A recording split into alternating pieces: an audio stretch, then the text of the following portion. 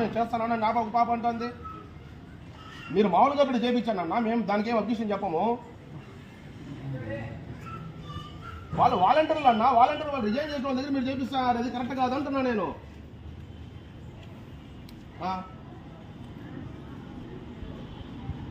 అసలు వీళ్ళు ఏరియానే కాదు కదా, వీళ్ళు ఎందుకు చేస్తున్నారు ఇక్కడ?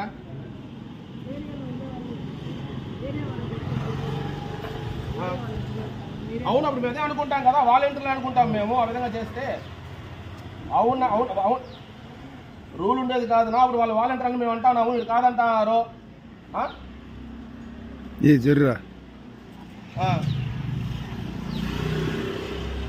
గమ్ములు ఉండేది రుచి కాదు, వాళ్ళు వాలంటీర్లు కాబట్టి నేను మాట్లాడతాను. వాలంటీర్ కాబట్టి చేపిస్తాను, అది చేయించుకో, నో ప్రాబ్లం. అబ్బాయి మన వాలంటీర్ చేయకూడదు అంటే జాబ్ లో ఉంటే చేయకూడదు, రిజైన్ చేసి దేశం అంతా తిరుగుతున్నారు అన్నమాట. రిజైన్ చేయకుండా పోతే రిజైన్ చేసిన తర్వాత ఎవరికి అవసరం మరి వాళ్ళు ప్రజా నువ్వు కూడా అసలు నువ్వు పార్టీలో ఉన్నావు, నువ్వు కూడా చేయకూడదు. అయితే నువ్వు పార్టీలో ఉండేటప్పుడు నువ్వు కూడా చేయకూడదు. మరి ఒక మాట చెప్తాను, పార్టీ ఎంప్లాయీగా ఉండడు, ఉద్యోగంలో ఉండడం చేయకూడదు. రిజైన్ చేయ, ఎవడైనా రిజైన్ చేసుకోవచ్చు. ఏంటగా దేశం అంతా తిరుగుతాడు, ఏం మాట్లాడదు.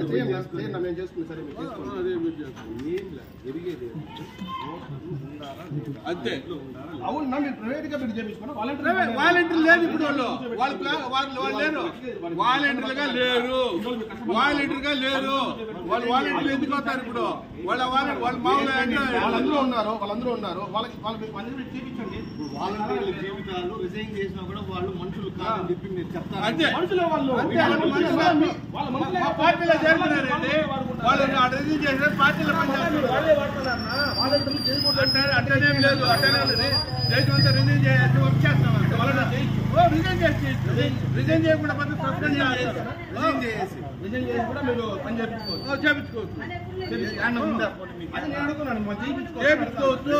చేయించుకోండి.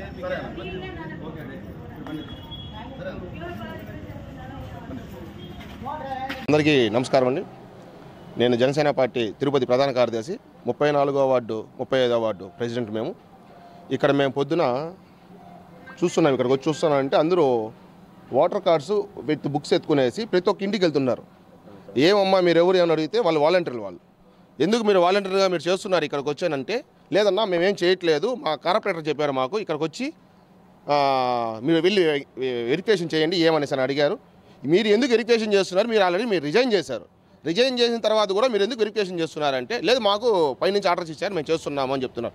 ఇక్కడ ప్రతి ఒక్క ఇంటికాడికి వెళ్ళి అడిగితే వాళ్ళకి ఏమంటున్నారంటే, అమ్మా మేము మమ్మల్ని ఉద్యోగం తీయనమ్మా, మాకు ఉద్యోగం తీసేసి మమ్మల్ని రోడ్డు మీద పెట్టేయన్నారు. మళ్ళీ మీరు ఈ వైసీపీకి దానికి ఓటేస్తే మళ్ళీ మాకు ఉద్యోగాలు వస్తాయి, మీకు ప్రతి ఒక్కసారి మేమే నెల వచ్చి మీ ఇంటికి వచ్చి మేము పింఛన్ ఇస్తామమ్మా అని చెప్పి వాళ్ళని మోటివేట్ చేస్తున్నారు. వీళ్ళు ఇక్కడ ఈ విధంగా చేసి ప్రజల్ని ఆ విధంగా మోటివేట్ చేసే అధికారం వీళ్ళకి ఇచ్చారా?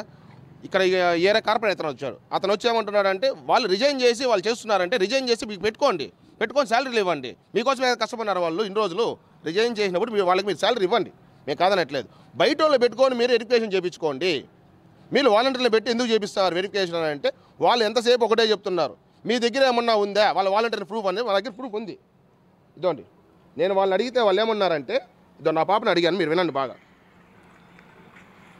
చూడండి. నేను వాలంటీర్, నేను రిజైన్ చేశాను, మాకు ఈ పని చెప్పారు వాళ్ళు, మేము చేయమంటున్నారు కాబట్టి మేము చేస్తున్నామంటున్నారు. ఇది కరెక్ట్ కాదండి. ఈ వైసీపీ వాళ్ళకి మేము ఒకటే చెప్తున్నాము, ఏదన్నా కానీ ఉంటే ప్రజలకు నిర్ణయిస్తారు. మీరు వాలంటీర్లు పెట్టి వాళ్ళు ఏ విధంగా మీరు చేస్తున్నారు ఇది కూడా కరెక్ట్ కాదు. ఇది మేము ఇది ఒకసారి తీవ్రంగా చెప్తున్నాము. ఇంకొకసారి ఇదే రిపీట్ అయితే మటుకు మేము దీన్ని ఎంత దూరంకైనా అడ్డుకునేదాన్ని కూడా మేము సిద్ధపడతాం.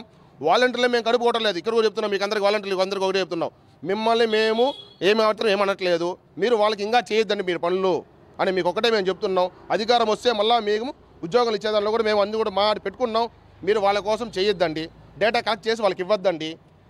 వేస్తారండి, ప్రజలను ఎన్నుకుంటారు, ఎవరిని ఎన్నుకోవాలో ఏమని ప్రజలకు తెలుసు.